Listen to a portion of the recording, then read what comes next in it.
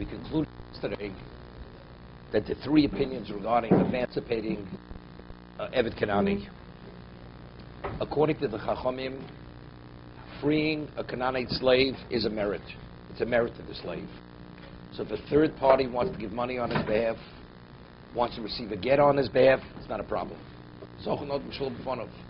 If the slave himself is given money on the condition that the master cannot pay that money, the slave could actually could give the money to the master and buy his own freedom. If the master is agreeable, the slave himself is able to receive his own get shichro, because there's a principle because he has a capacity to receive the get. According to Rameir is of the opinion that in terms of receiving the money himself, he cannot, because we say he has no capacity to acquire, an independent capacity to acquire. He himself is the equivalent, his hand is the master's hand. But in regard to get shichrur, when he receives the writ of emancipation, he's immediately emancipated. So we have the Chachamim and Rameir both concurred that we say Gitav Yodim Bo Kechod. They're only arguing, does he have a capacity to acquire something? Rav Shimon Elazar says he does not have the capacity to acquire, and he doesn't even have a capacity to receive a get, because his hand is the hand of the master. So the master would put the get in his own hand, in his own domain. Nothing happens. The slave's hand is equivalent to putting it into his court, in his own courtyard. Therefore, the way it could be emancipated is to a third party. That a third party receives the get on his behalf, only then is he emancipated. That's the conclusion. The Tanya. So the issue of whether it's to his benefit or not really has nothing to do with Rav Shimon Elazar at all. Correct. He could be he totally with the Chachamim. It's a merit. Right. But factually, he doesn't have the capacity to receive the get. Right. Because his yad, his hand, is not his hand. It's the hand of the master. The Tanya, where do we find Rav Shimon Elazar's opinion? Shimon Elazar Omer, Af bishtar, ayidei acheri v'lo yidei atzmo. Not only monetarily speaking, if somebody gives him money, he cannot acquire the money. But even if the get is put into his hand, he's not emancipated. It's only if the get is given to a third party. V'sholish lokas b'dover. And it's a three-way argument. We have Rameir, we have the Chachamim, Shimon Elazar.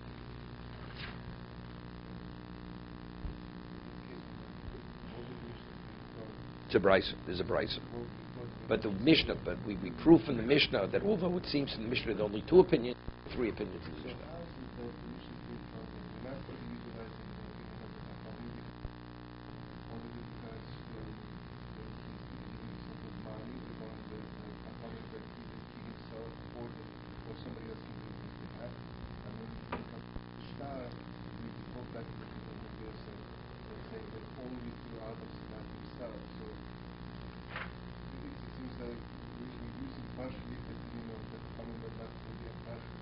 No, because once we identity to acquire identity for the star goes hand in hand. No, but again, we only have to discuss the Chacham, or it's a merit. And the Chacham say that he could receive the money himself. That means he has a yad. Once you say he has a yad, so why doesn't he have a yad for get? So we don't have to discuss get. So the third case, we discuss get as a third case. That was the proof. It's a third opinion. So we don't have to discuss it. You understand? According to Chamim, if he has the capacity to acquire money independent of the master, do we have to tell me that he has an independent capacity to receive a get? It's understood. So we don't have to discuss the get. Now when we discuss the get, we say even for get, he does not have a capacity to receive the get. So does he have a capacity to acquire money? If he doesn't have the capacity to receive the get, he definitely doesn't have the capacity to acquire money. So each one reflects on the other issue. So that's why you have to read the Mishnah, because otherwise it should have been stated as one case. What do we say? The case of money and the case of get is two separate cases. It should have said with money and with get he could be emancipated.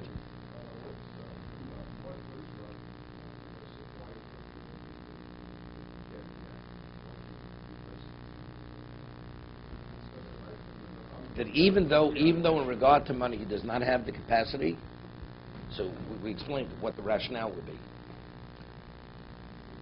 The Torah says Eved could be emancipated with the shtar, with the right of emancipation. The mayor understands that to mean that he has a capacity.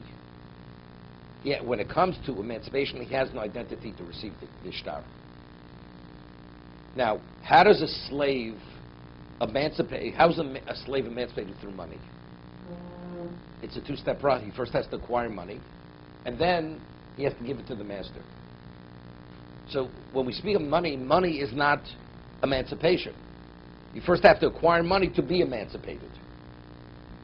A slave has no relevance to the first step.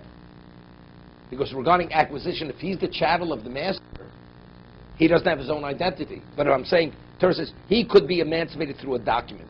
What is the process of emancipation? Putting the document in his hand. Like a woman. You give the woman a get, you give him a get. But he does not. But he's a chattel. So evidently, the Torah is telling us that although in regard to acquisition, we see him as the hand of the master, because over there we're saying because acquisition is unrelated to emancipation. You first have to acquire and then give it to the master for the sake of emancipation. You understand what I'm saying? That's the reason why we're able to say one and that they're not contradictory. The concepts are not contradictory concepts. That has a capacity for one doesn't have a capacity for something else. Does a slave have the capacity to be an agent of someone other than his master? When a slave is not an agent for his master. A slave is the master. Is the master.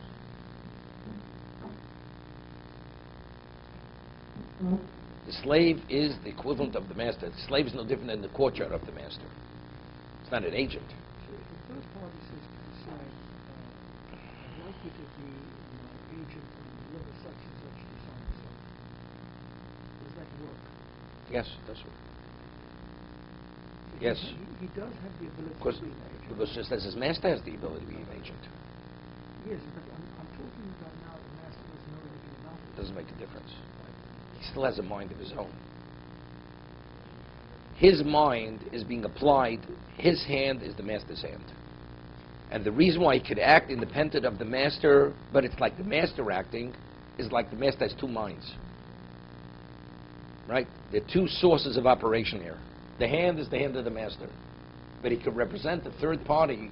How does one become an agent? You have to be agreeable to be an agent. So he has a mind of his own.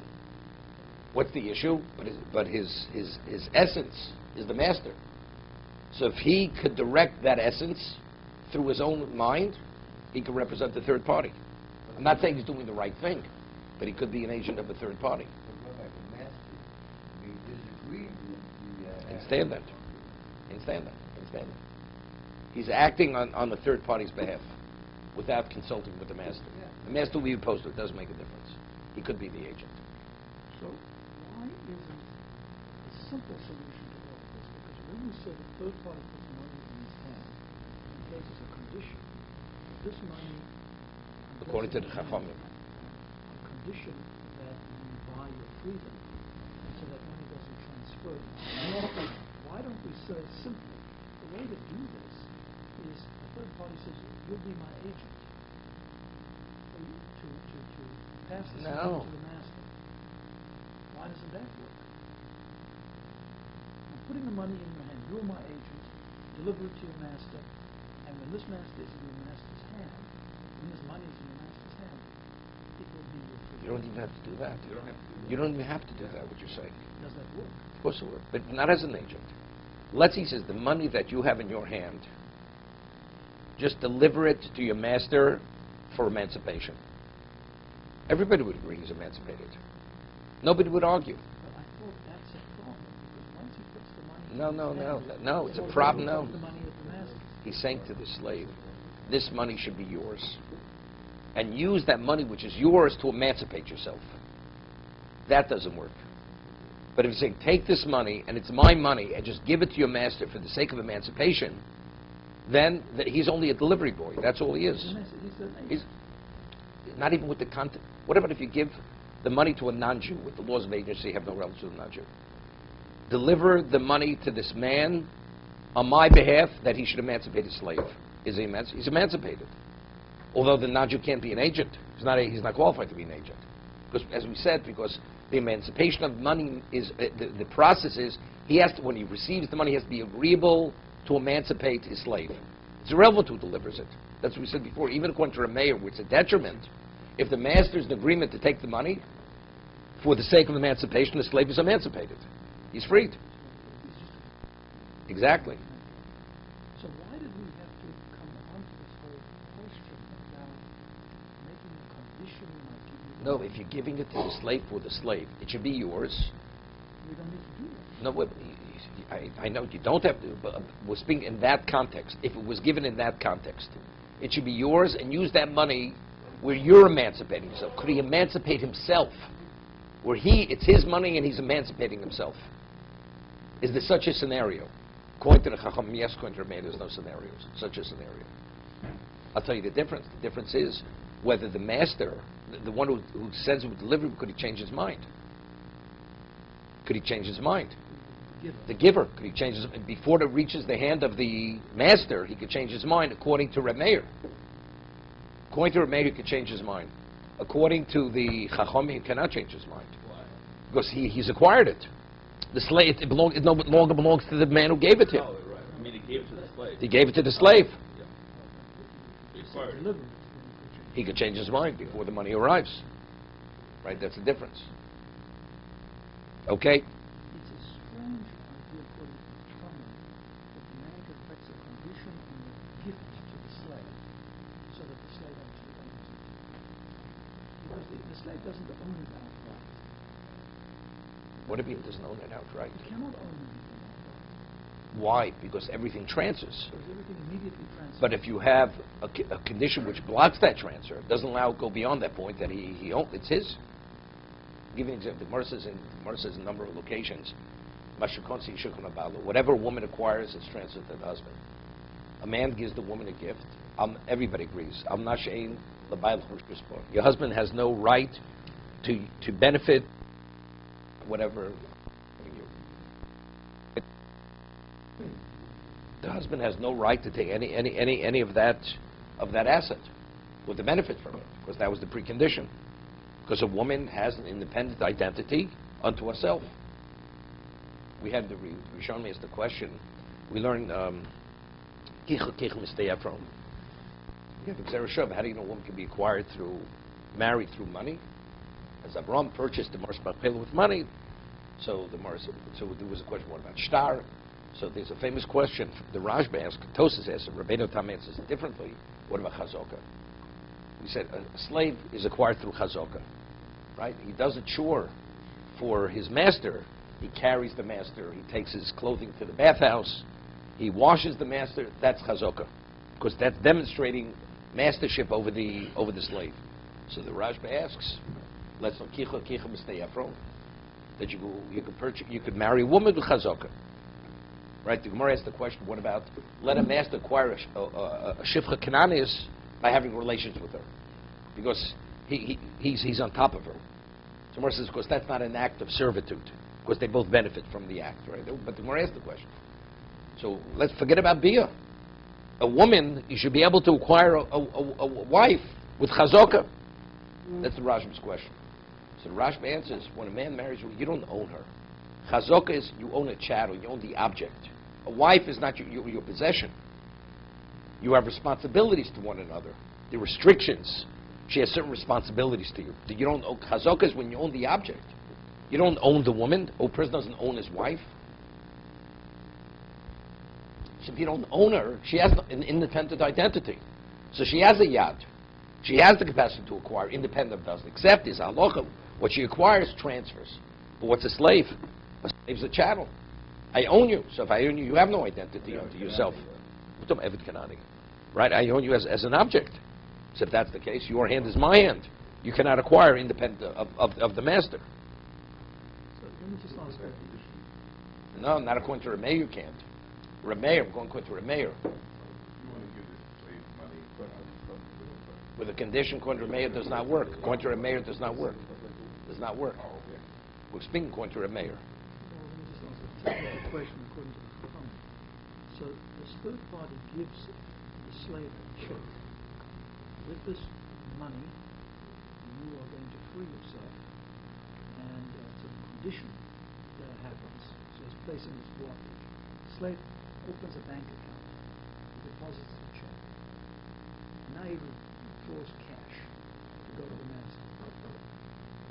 Do we view the check and the cash as identical? So the restriction This is going to Or Rameir. does that Wait. have a different question? This is Rameir. No, according to Chacham, The cash is his cash. Of course. That's not what the man gave him. The man gave Doesn't him make a sense. check. Shava kesef. It's the equivalent. It's value for value. So that condition transfers. Definitely. Because that was his intent. That asset is rightfully yours, and the master has no right. The value inherent in this that I'm giving you. Correct. Regardless of. Right. That definitely was the intent of the giver. Okay.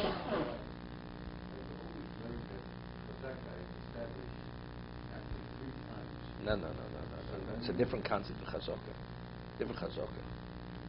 That establishing chazaka, that chazaka is, that reveals, here we're talking about the act of taking possession. The Tilma was about the act of taking possession.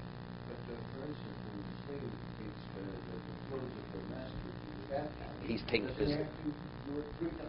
No. One time's enough. One time. Because that's demonstrated. It's a different concept of chazaka. 3 times is when a person does something 3 times. That means you've accepted upon yourself as, again, if something if an animal gores 3 times, he's established as a gora. That reveals the nature of the animal, right? We're not talking about revealing nature here. We're talking what is the act of taking possession. I've taken possession of you. I've demonstrated my mastership over you. That's chazaka. I move into a house. I change the lock on the door, put a new lock in. I've taken possession of the property. That's an acquisition. Even though there's no deed and there's no money transferred, but if the owner allows me to change the lock on the door, where I have access, no one else has access, I've taken possession of the property. That's chazaka. Okay. So Omar Rabba, my time to Reb Shimon Elazar. What's the rationale? Shimon Elazar says that the slave, although the Torah says that a slave is able to be emancipated, the slave does not have a capacity for himself. Meaning it has to be given to a third party. Goma. How do we know the there is law by the woman? It says law by the slave. Divorced, the get, which is not the domain of the husband. If the husband would throw the get into his own courtyard and say, when it goes into my courtyard, consider yourself divorced. She's not divorced. It says v'nosa biyodo.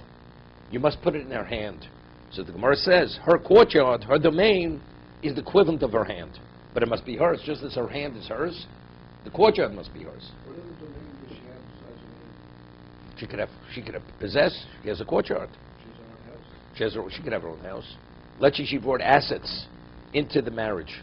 Those assets that she brought into the marriage, those are her assets, and he puts it into her courtyard. Okay, that's the equivalent of her hand. So just as it's a domain which is not the husband's domain. Well,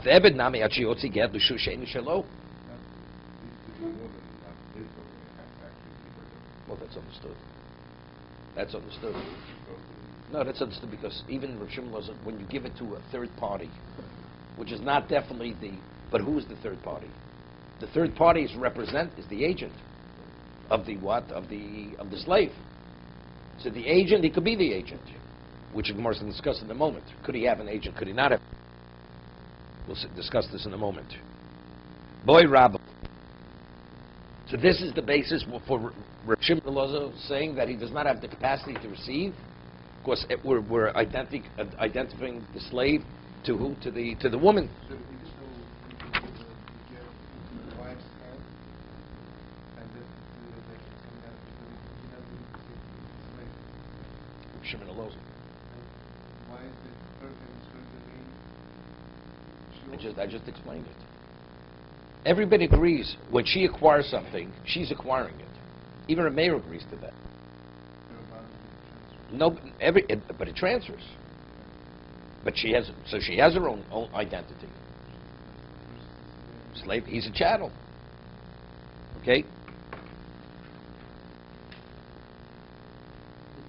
process by the woman? By the woman, it's a two-step process. Correct. When she accepts the gap, It's over. it's over, so it doesn't transfer. There's no issue of transferring. Okay? Besides, anyway, the whole halach of transferring a wife is rabbinical. The concept that we say, what the woman acquires transfers to us, that's rabbinic. Why? Because a husband has certain responsibility. He has to support her. The man says, I'm supporting you, and what, you can have your own earnings. What happens if she's taken captive? We want the husband to ransom his wife. He says, when you find something, you take it to yourself, but when it comes to ransom, I have to put up the ransom money. The man says, you know something? I'll find myself another wife. You remain in captivity. So we want to give every sense of obligation to the husband, feel that he's beholden to the woman, because whatever she earns or comes upon, monetarily speaking, transfers to her. For instance, even the asset she brings into the domain, the principal belongs to her. But any profits, let's say the produce, well, let's say this piece of property is rent on the property. The rent belongs to the husband, rabbinically. It's called payros. The profits of the property are transferred to the husband. But the principal, the husband cannot destroy the principal. Let's say she has cash, brings cash into the marriage. He has to invest that cash into something which retains its principal, and profits from that, he receives the profit.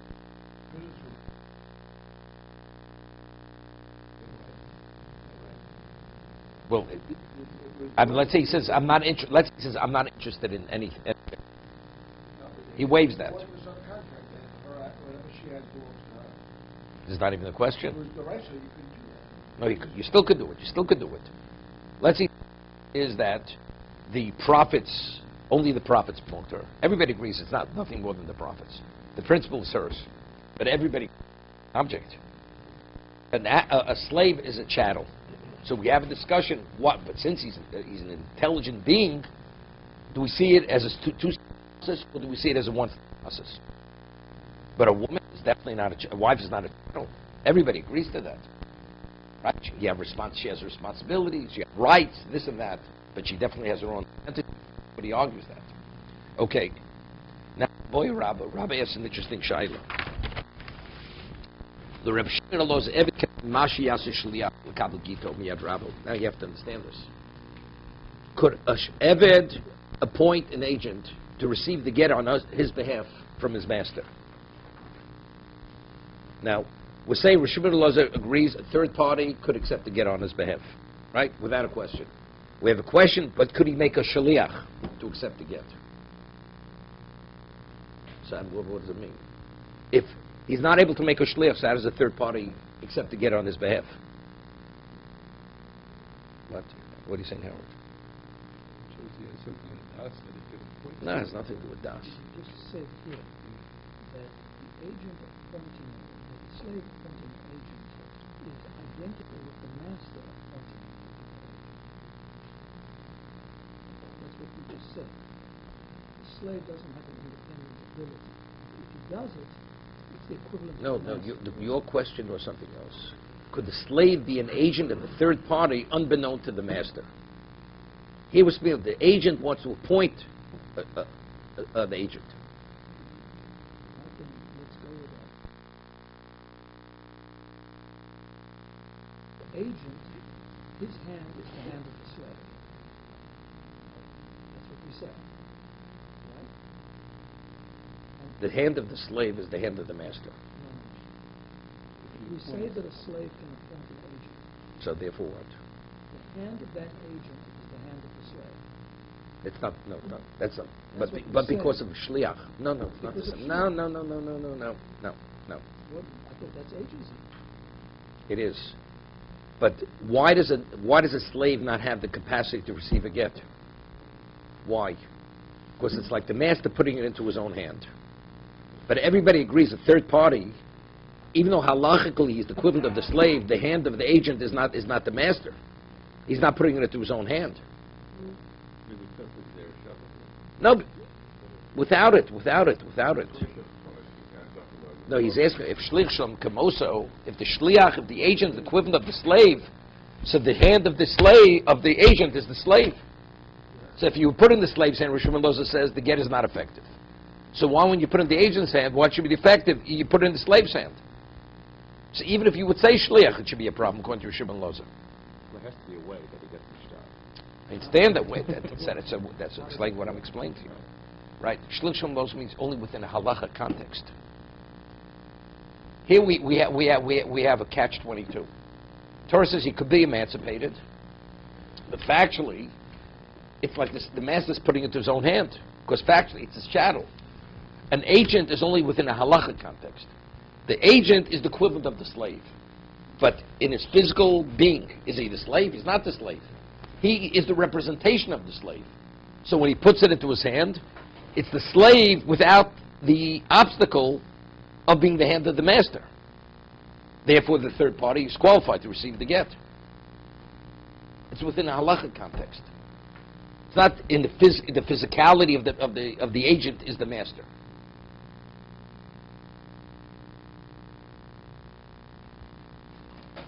Give you an example. Interesting question. Let's say a third party, the slave appoints a third party to receive a gift on his behalf on the condition that it doesn't transfer. Any other question? If you say agency works, we'll have a case of money where now that money could be given to the master to emancipate the slave. Even Reb Shimon Elazar would agree to this. And Rameir would agree to this. Correct? The only reason why we say that the slave you can't put a condition on the money is because the hand of the slave is the hand of the master. But here we're saying if the slave himself could appoint an agent, and we're saying the hand of the agent is not the hand of the master in regard to the get, so why not in regard to acquisition of money if there's a limitation put on the money, on the gift? So we'll have a case, the slave could redeem himself through money according to everyone if you have the opinion that the slave could appoint an agent. Right? That's what will come out according to this. Harvey, you with us? Yeah, that's what will come out. So it's a little bit of a dochik according to this. It's a little difficult. It seems to be from the Mishnah that you have no case where a slave could redeem himself, according to Rameir, with money. Only a get. Al yidei acherim. You have money, al yidei. You have money. Right? What? See, kesva yidei acherim is not, we don't need shliach. You don't need shliach. But you could have a case where you give the gift to the agent of the slave, conditionally, no right to that money.